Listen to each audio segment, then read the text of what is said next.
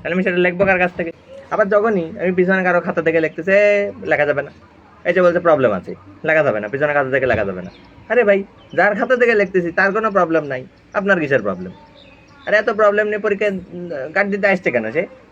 পরীক্ষা কার্ড দিতে হয়তো দরকার নাই, আমি তারটা দেখে লিখতে তার সমস্যা না, তার সমস্যা। মানে কারো থেকে দেখলে দেখতে দেবে না, চিটিং করতে দেবে না, সে নিজেও আমাকে হেল্প করবে না, আবার বাথরুমে যেতে চাইলে সেটাও যেতে দেবে। টয়লেটে যেতে চাইলাম, যেতে দিচ্ছে না, তাও মেলা কষ্ট করে টয়লেটে গেলাম, আসার পরে আবার তার সমস্যা।